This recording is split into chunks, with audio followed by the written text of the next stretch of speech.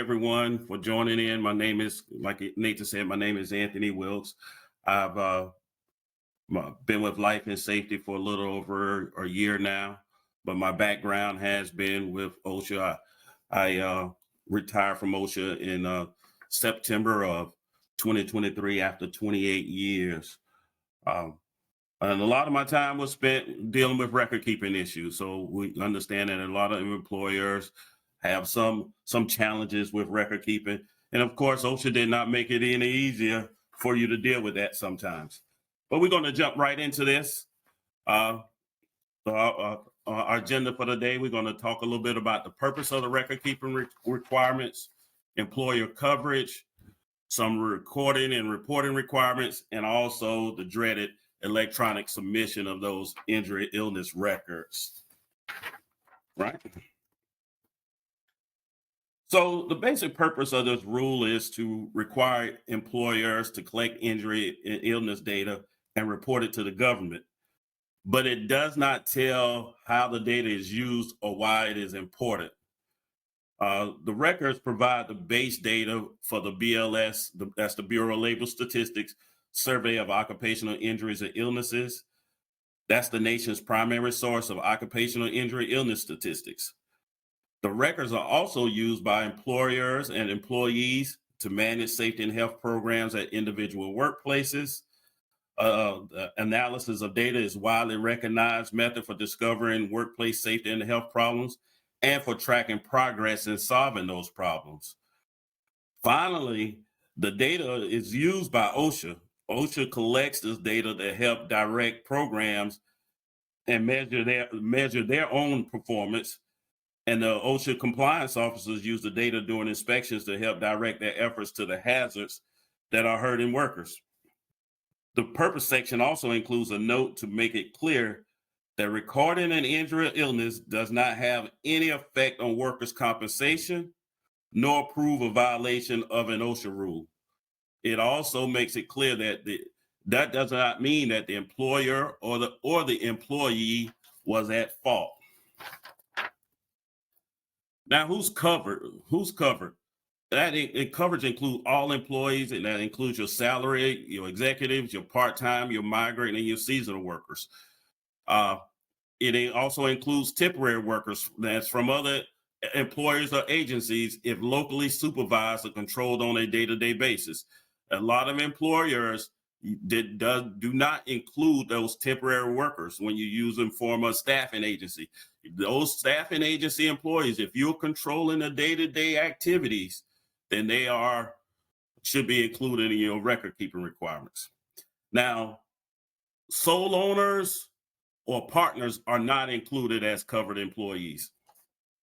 But most companies now are setting up as LLCs, so we say they say they're the owner, but you actually become an employee. So many, but not all employers must complete the OSHA injury illness record keeping forms on an ongoing basis.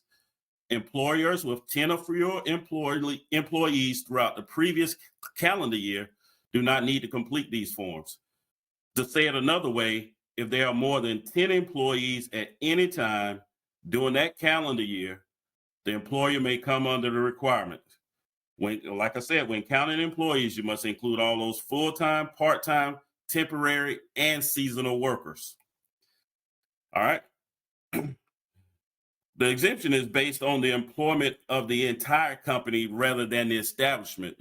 For example, if a company has two establishments, one with 5 employees and one with 7 employees, the company must fill out the forms for each establishment because the company's employment is greater than 10.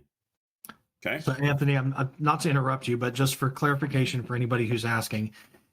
So for example, if I'm an organization that has 2 employees at one location, 4 employees at another, and 6 employees at a third location, even though individually they're below the threshold, as combined, that's 12 employees, which puts us over the requirement. As the employer, that your corporate wide, you have more than 10, then you need to keep records for each establishment. Okay, got it. Thank you. Mm-hmm. In addition to that small employer exemption, there's an exemption for establishment classified in certain industries. For example, the forms do not need to be completed for like restaurants, banks, and medical offices. They call these low hazard industries. And there's a full list in that 1904 standard. As a note, just because you are exempt from record keeping, it does not mean you are exempt from reporting fatalities and those severe injuries. You still must report. So recording and reporting are two separate things. So on the recording criteria, any work-related injury or illness that meets certain criteria must be entered on the forms within 7 calendar days of learning about their occurrence. We'll talk about each of these bullet items in the next few slides. So we'll talk about them. So paragraph 1904.4 explains the overall process of deciding whether or not to record a case. All cases, now we're talking about both injury and illnesses cases, are analyzed and using the same criteria. Illness cases are only recorded if they meet the same criteria as the injury cases, of course.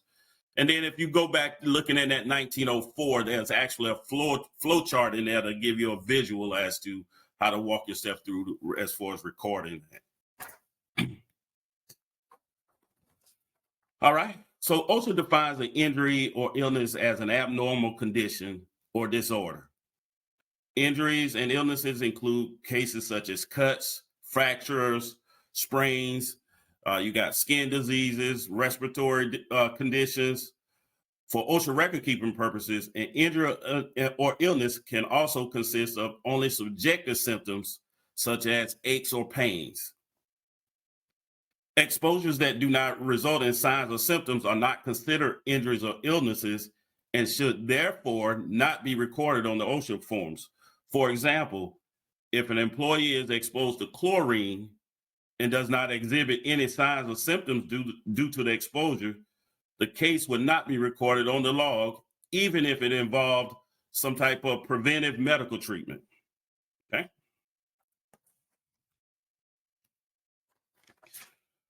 Talking about work-related, cases that are caused, contributed to, or significantly aggravated by events or exposures in the work environment are considered work-related for OSHA record-keeping purposes.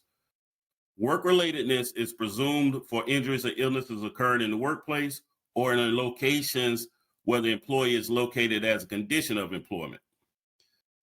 It is important to remember that if work makes any contribution to the injury or illnesses, it is considered work-related for OSHA record-keeping purposes.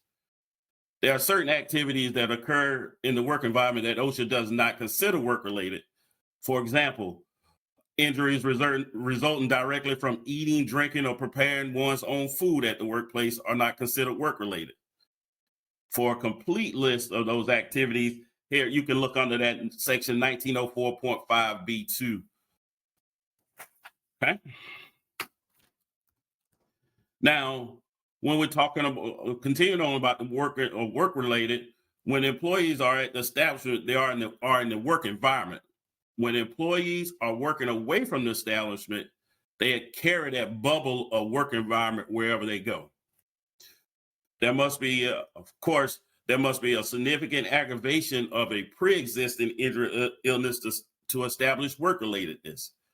The workplace event or exposure must aggravate a pre-existing injury or illness enough that it results in greater consequences than what would have occurred but for that event or exposure. This means that a pre-existing condition requires more medical treatment than otherwise needed, more restriction, more days away, etc. Hey, Anthony, sorry to interrupt again, but just quick question. Are you going to, in a later slide or maybe now, address the work at home situation? Yes, we'll address the work at home issue also. All right, thank you. Mm-hmm. All right, there's some exceptions. So cases meeting the conditions of the listed exceptions to work relationship in the rule are not considered work-related and are therefore not recordable. For example, if a grocery store employee is shopping in the store after work, falls and is injured, the employee is present as a member of the general public and the case is not work-related.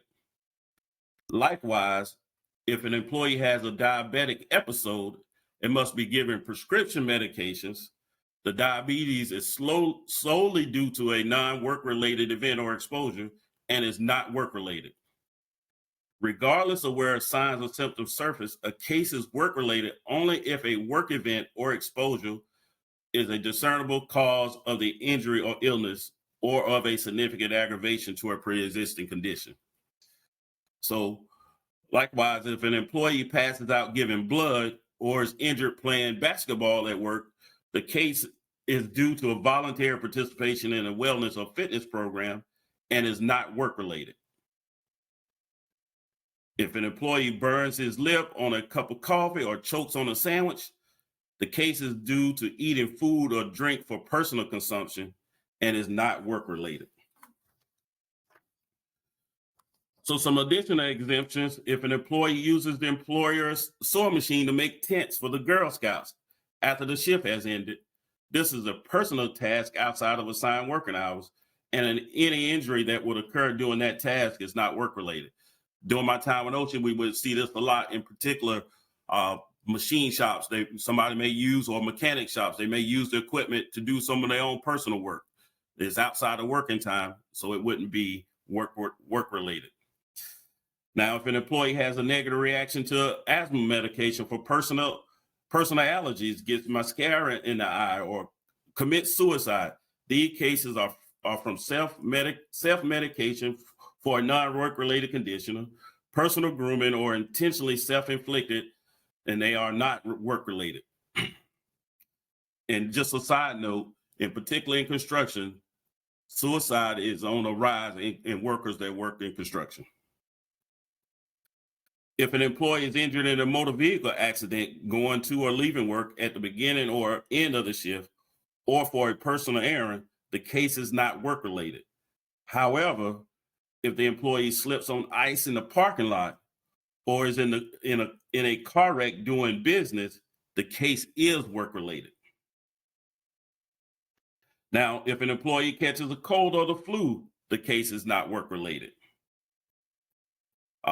Mental illness is work related only if the employee voluntarily provides the employer with a written opinion from a licensed healthcare professional with appropriate qualifications and experience that affirms a work-related mental illness.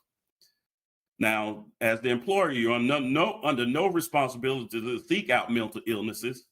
In addition, the employer may get a second opinion from another licensed healthcare professional and accept the opinion of the most qualified healthcare professional. Now let's talk a little bit about the work environment. When employees are traveling, an injury or illness that occurs while the employees engage in work activities for the employer is considered work-related. Travel to and from customer contacts and entertaining or being entertained at the direction of the employer are work-related. For example, if an employee falls in the airport while on a business trip, the case is work-related. But now when an employee checks into a hotel or motel, he or she established what we consider a home away from home. While they are in a home away from home status, cases that occur are not work-related. For example, if an employee slips in the hotel shower and is injured, the case is not work-related. Likewise, if the employee takes a side trip while in transit for a vacation to go sightseeing or shopping and is injured, the case is not work-related. Now, when employees are working at home, a case is work-related when an employee is injured or becomes ill while working for pay or compensation. Cases are not work-related if they are related to the general home environment, right? For example, if an employee drops a box of work documents and injures her foot, the case would be considered work-related. If an employee's fingernail was punctured and become infected by a needle from a sewing machine used to perform garment work at home, the injury will be considered work-related. But if an employee was injured because he tripped on the family dog while rushing to answer the work phone call, the case would not be considered work-related. If an employee working at home is electrocuted because of faulty home wiring, the injury would not be considered work-related. And also about those work at homes right now, currently OSHA does not do inspections at home offices. All right. So work-related injury illnesses that result in, of course, death, loss of consciousness, days away from work, restricted work activity, transfer to another job, or medical treatment beyond first aid must be recorded on the OSHA forms, and also any of those significantly diagnosed injuries or illnesses. So just some general recording criteria. We'll talk a little bit about restricted work activity. Of course, that's when an employee is unable to perform one or more routine functions or is unable to work for a full day. Now, routine functions are those work activities that the employee regularly performs at least once per week. Now, job transfer, that's when an injured or ill employee is assigned to a job other than his or her job for part of the day. A case gets recordable if the injured or ill employee performs his or her routine function for part of the day and then is assigned to another job for the rest of the day. I know we talked about day counts earlier. There was a question on day counts. Calendar days includes weekends and vacations. Do not count the day of the injury that the injuries occurred, but you have to count the weekends again, and the days cap out at 180 days. Stop counting if the employee leaves the company for reasons unrelated to the injury. Now, for an example, you might have to get even more clarity from your healthcare professional. Say if the injury occurs on Friday and the healthcare professional say, well, you're cleared to return to work on Monday. Well, you may want to get a little bit more clarity, because if they say you return to work on Monday, then you have those 2 days for the weekend that they couldn't have been working. So that will make it recordable. You have to make that'll be days away from work. So you may have to get some clarity on some of that too. All right, just to jump in really quick, for those of you who weren't on the call this morning when the question was answered, the question was, if on July 30th an injury occurred and that person is still out of work and returned on January 12th of the following year, do you include the 12 days in 2025? So we're still within that 180-day window because it's July 30th. And the answer to that was, no, you do not include it on 2025. You include it on your 2024 report. That I'm recounting that correctly. Correct, Anthony? Yes. So all of that time will go on your 2024 report, and the number of days cap out at 180 days. All right, one more question. Here's a scenario. An employee trips out of their car, hurts their shoulder in the parking lot, comes into work, picks up a roll of cable and dislocates that shoulder. Is that work related? Now, did the dislocation occur from the fall out the car or the picking up the roll of cable? If the dislocation occurred for picking up the roll of cable, then you may have now you're into a work-related case. So now, in particular, in those cases, you may have to do a little bit more investigation to try to determine what happened when. Because I've heard of cases where employees would get hurt somewhere else and then come to work and say, oh, I got hurt at work. And those things are going to get tricky for you, in particular for when you get down to your workers' comp. Thank you, Anthony. Now, medical treatment. Medical treatment is the management and care of a patient to combat disease or disorder. Medical treatment does not include visits to the licensed healthcare professional solely for observation and counseling, including follow-up visits. Medical treatment also does not include diagnostic procedures such as x-rays, blood tests, or MRIs. The use of prescription medications for diagnostic purposes is also not considered medical treatment. For example, prescription eye drops used to dilate the pupils. And finally, medical treatment does not include first aid procedures. Now, for first aid is defined using a list of procedures that are all inclusive. If a procedure is not on the list, it is not considered first aid for the record keeping purposes. The first term in the list is using non-prescription medication at non-prescription strength. This means that if an employee is provided prescription medications or non-prescription medications at prescription strength, it is considered medical treatment. Okay. The rule also makes it clear that wound coverings, butterfly bandages, steroid strips are first aid. The use of wound closures such as sutures, medical glues, or staples is considered medical treatment.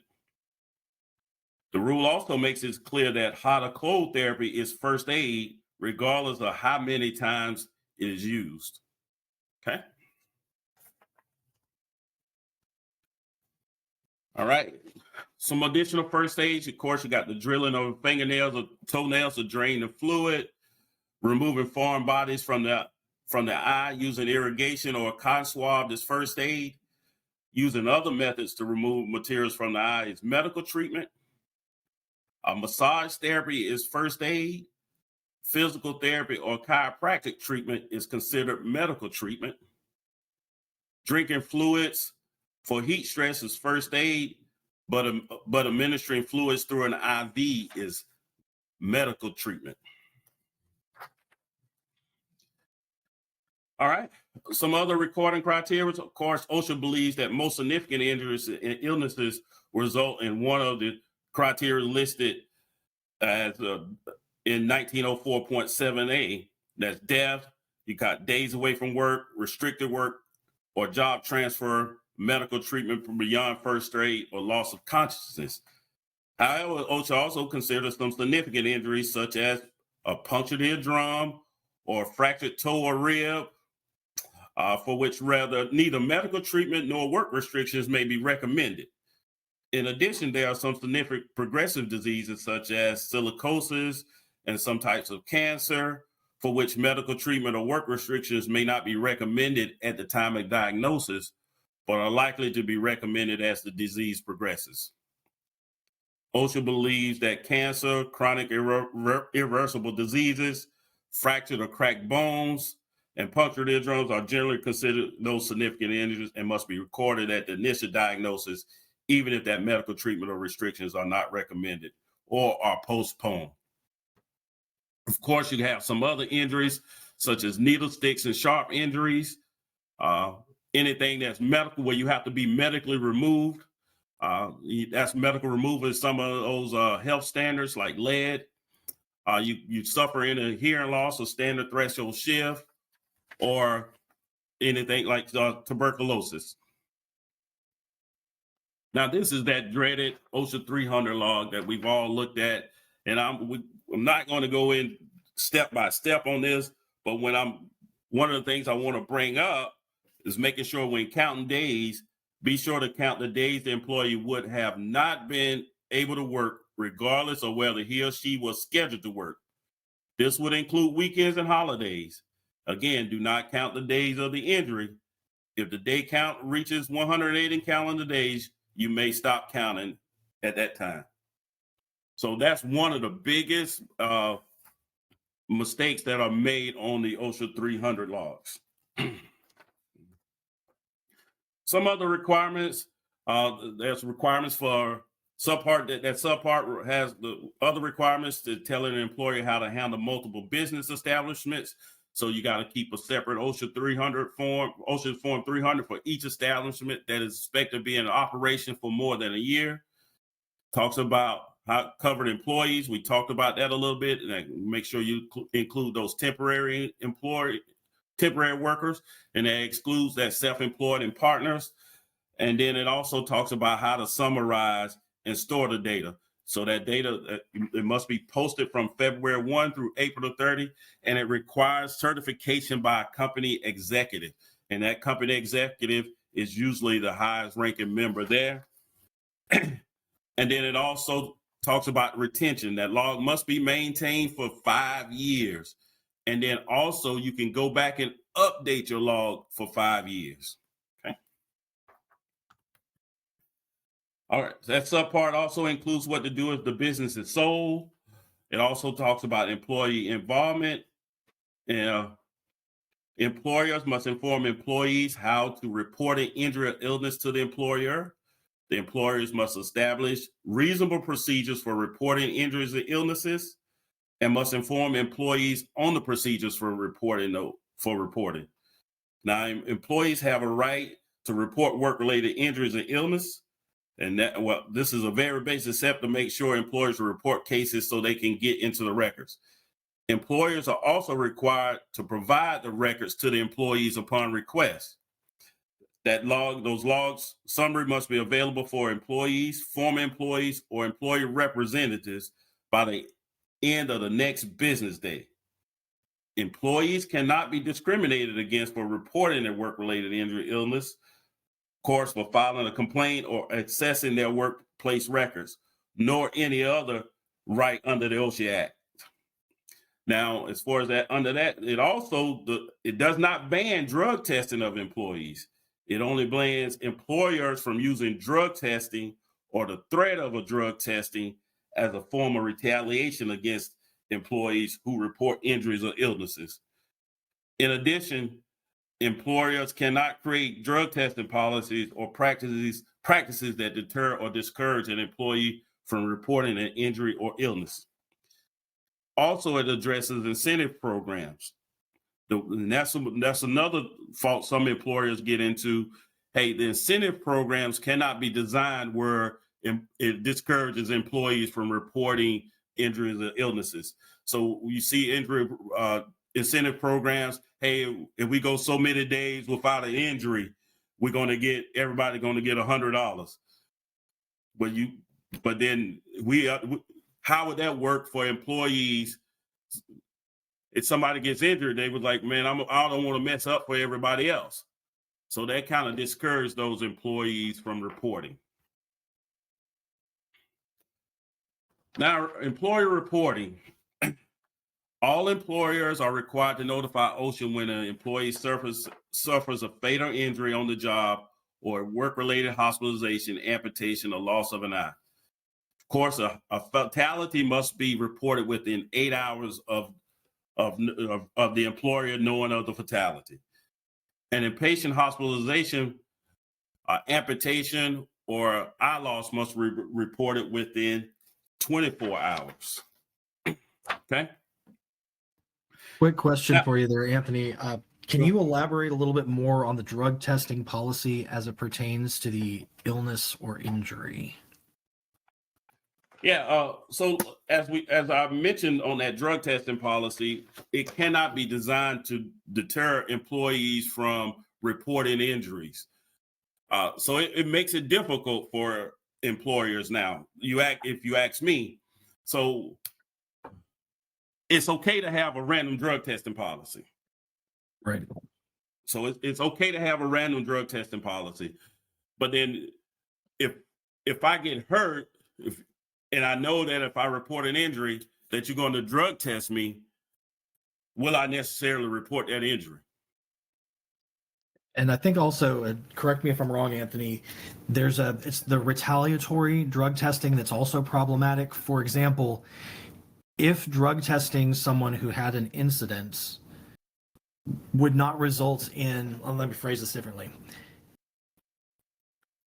If there was, like, say, somebody was walking and something fell on their head and hurt them, right, and you drug test that person, that could fall into the retaliatory drug testing category because them being or not being on drugs would not have necessarily affected the fact that they had an injury. I know that's kind of a weird scenario, but does that make sense? Yeah, it would. So the object was going to fall regardless. I just happened to be there. Exactly. So but now you get into if being on drugs or the drug testing results, if that would have affected the possibility of them having the accident or injury, then it's okay. Yeah, then it's okay. So you get into that in particular. Hey, I'm driving a forklift, and so a worker walks out in front of the forklift, and a worker gets struck. So could me being on drugs cause me to, as the forklift operator, I possibly need to be drug tested, and also the worker that walked out in front of me possibly need to be drug tested. Right.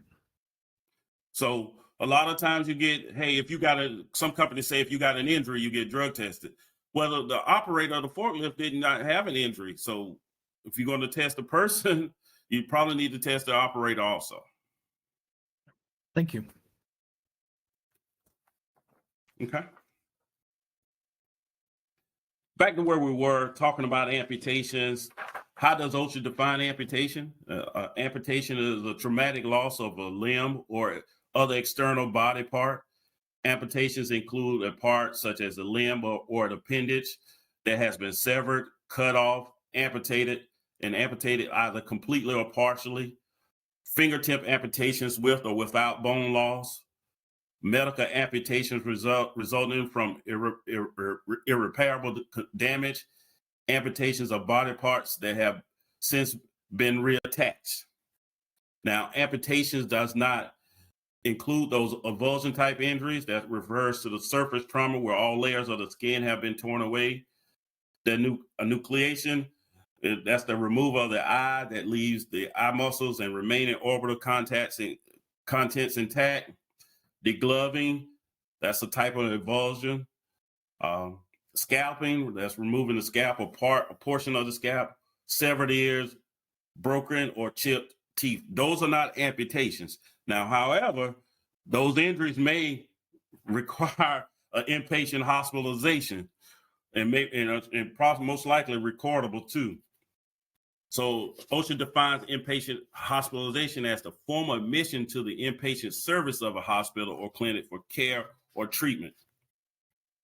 Treatment in an emergency room only is not reportable.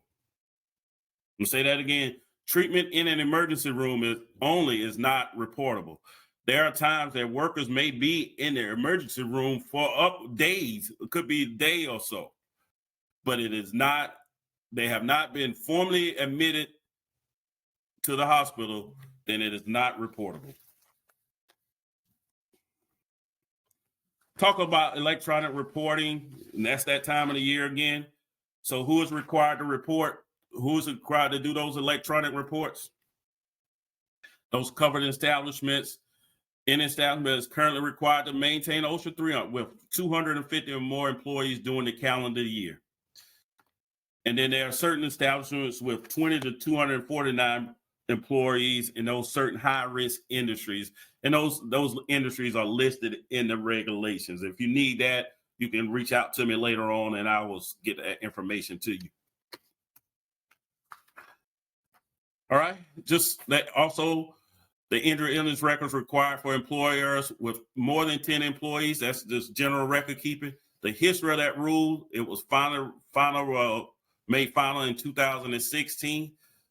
Like I said, established with 20 to 249 employees must electronically submit that OSHA 300 annually. And those establishments with more than 250 employees must submit the 300A along with the 300 and the 301. And that 2019, that was in 2019, it eliminated the 300 and 301 requirements. But then it came back here as to what's new.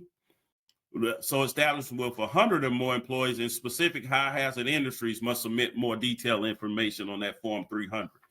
So from that 2016 rule, OSHA was sued about it, and and then in 2019 they eliminated it. But now the new rule comes back.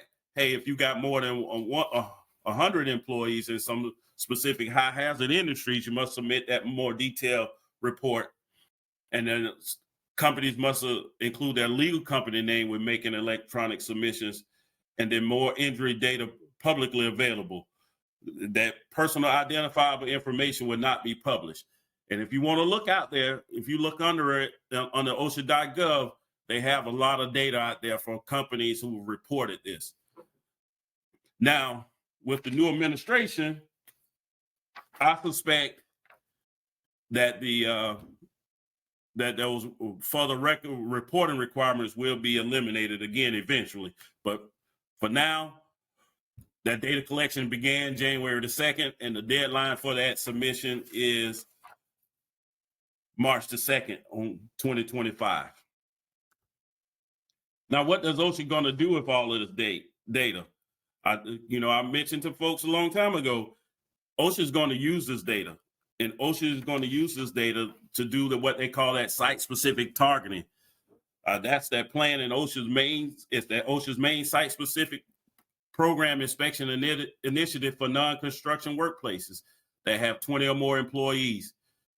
So they say they use this objective data from injury and illness information that employees submit. Currently, in South Carolina, if you're in South Carolina, currently South Carolina OSHA is not using that site-specific targeting data. But if you're in North Carolina and in our neighboring states, OSHA is using that data to do target inspections. And of course, how do you set up an account? You can just set up an account and go to that injury tracking application page, and you'll be able to set up an account. Most employers should already have an account. You can use that same information to enter that data. And OSHA also allows you you don't have to upload files. You can upload Excel files or the other data type files. So if you keep your records like that, that will be helpful for you to easily upload your records. That's all I have. Any questions that we may have, Nathan? All right, that was some great information, Anthony. Thank you so much. A lot of the questions I think I kind of asked as we were going. We did that a little different format today. I did want to circle back and just kind of remind on a few points that were brought up. So temporary employees do contribute to your total and are on your OSHA log unless their work is directed by their agency. Is that correct? Yes. If you're the day-to-day supervision of them, controlling them, then that would count under that employer's injury illness records. All right, and that kind of segues into the next point. The yearly total of your employees is what counts toward whether you have to report or not, correct? Yeah. It's the total number of employees that you have in your company, not just in your one establishment, but in your company. Right. Okay. Mm-hmm. Next question point was, and then I think you answered this one. So someone was exposed to chlorine, and at the facility they used one of the shower stations. They showed no signs or symptoms.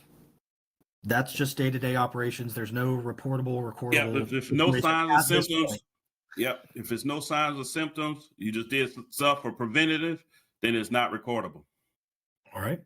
Another one, if someone leaves work on the way home, but on the way they've been asked to stop, let's say, for example, and do a deposit at the bank, and there's an accident before they get to the bank, and there's an accident after they get to the bank, in which of those two scenarios would that be recordable? On the way to the bank would be recordable. That is part of your work. That's work related because you're doing this for work. Now, from the bank home, you're on your regular commute home. Gotcha. So that would not be. All right. So I think you did mention this next one, traveling for work when you're in the airport. You slipped and fell and hurt yourself while in the airport. That's recordable, correct? Yes, that's recordable because your travel you're doing that travel as work related. It's work related travel. Gotcha. We just had a question pop up in the chat. Where does the commute to work end? Is it in the parking lots when they get out of the car, once they enter the perimeter of the property? So the commute ends once they get out the car. So you may even have a wreck in your parking lot. But they won't commute to work. So if somebody gets hurt in that wreck, that wouldn't be work related. But once they get out the vehicle and they trip over something or step in one of your potholes in your parking lot and twist the ankle, then that's work related. So I think you just answered the next part of this question. If someone is walking to work and they walk onto the property, step into a pothole, twist their ankle, it's as soon as they walk onto the company property, correct? Yes. Okay. All right. You went over the list of first aid stuff, I think, unless there are any other questions that people want to put into the chat window. I think we're good. That was some great information. Thank you, Anthony, and thank you, everybody, for the questions. I'm going to hijack the screen really quick. Okay. We've got another question. We have a location in Pennsylvania and in South Carolina. Is it correct to complete OSHA 300 logs and electronic record keeping separately for each location? Yes. They have to be Yes, and I separate. think that goes back to the establishment. So you have to keep a separate log for each location establishment that you have. So even if you were all in South Carolina, you would still have a separate log for each one of the multiple locations. Yes. And then another question, let's see, more than 100 employees, we must complete the 300 and 301. Is that correct? You must submit that electronically. Yes, if you have more I than think the 100 completing employees. question, you still have to complete those forms if you're keeping track of injuries and illnesses. It's whether you submit them Yeah, through the you have to electronic submit them record. electronically to OSHA if you got more than 100. Oh, another question. We got some great questions.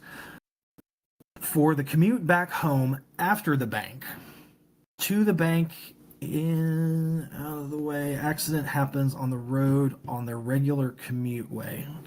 Okay, I'm not quite sure I'm following the question. Commute back home after the bank, to the bank in out of the way. So your regular commute is not work related. But if you're going someplace because of work, then that's work related.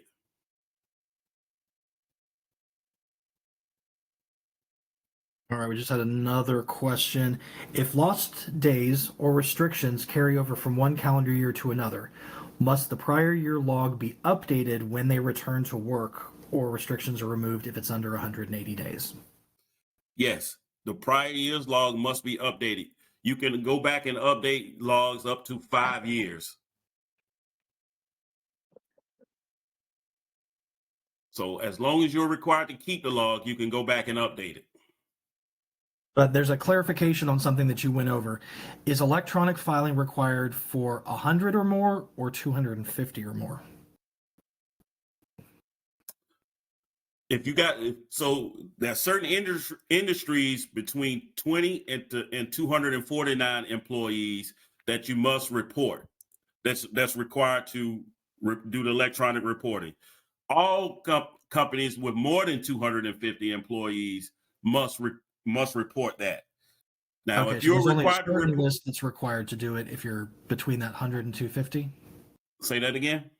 There's only a certain list of companies that have to do the electronic reporting if they're under 250. If yes, those 20 to 250, there's a list. So you may have to go to OSHA.gov, or if you can't find that, you can send me an email or something, and I'll send you out that list. And they list it by your industry code, your NAICS code. But if you have to report, if you have over 100 employees, then you'll have to submit that more detailed information. Gotcha. So it's the 100 is the threshold for the more detailed information. So you Correct. still have to report. Yes. It's just whether you have to do the 300, the 300A and the 301. Right. All right, another clarification question. When we are counting days, we do not count shifts missed. We count weekends, days, etc. So if it's a multi-shift day, that would still only count as one day. Yeah, right. So you count days, you count in calendar days. All right. Another question. What about travel to and from work in a company vehicle? In a company vehicle, to and from work can still be commuting. It depends. Now, some people work mobile. If I'm on my way to a job site or something like that for work, then it's work related. But if I'm just using my company vehicle for my just a commute to and from work, let's say to and from the main location, then that wouldn't be a work related. Right. But in the same scenario, if I'm in a company vehicle going from company office, but I'm stopping by a job site on my way home, that one segment would be considered work related if there was That's incident, considered work related. but not after they left the job site. The job site to the home, that's That's not my work. commute home. Yep. Right. Okay. All right. We're getting up to close to our ending time. If anyone has any more questions, Anthony's contact information is on the screen. It's really easy. Anthony.wilkes@lifeandsafety.com. You can also scan the QR code that fills in all his contact information. We'd be happy to chat with you through email or even come on site if you have some more specific questions or would like us to provide training. I'm going to go ahead and take over the screen for just a moment. One more time, thank you, everybody. These are some great questions, great feedback. Thank you, Anthony. We do have some upcoming webinars, of course, and this year we've planned it out a little bit further in advance. Our next one is yard dog versus powered industrial trucks. So we all know what a forklift is, what a powered industrial truck is. We're going to learn the difference between that and the yard dog that's used a lot in construction sites or facilities to move larger equipment around. So come check us out on the 21st. We do have a couple live classes coming up this year. We're going to do an OSHA General Industry 30-hour class in March, followed by a webinar in April. Y'all can read the screen. I'm not going to read it to you. Again, this has been recorded. It'll be posted to our YouTube channel within the next week, so be sure to check that out. Also, take a look at your emails to sign up for the next webinar and or live class. One more time, thank you, Anthony, so much for your time today. Thank you to everybody who has joined us. Let me just check that chat window one more time, because it looks like somebody put something in there. That was a thank you. Thank you. And we'll see you all next time. Stay safe out there.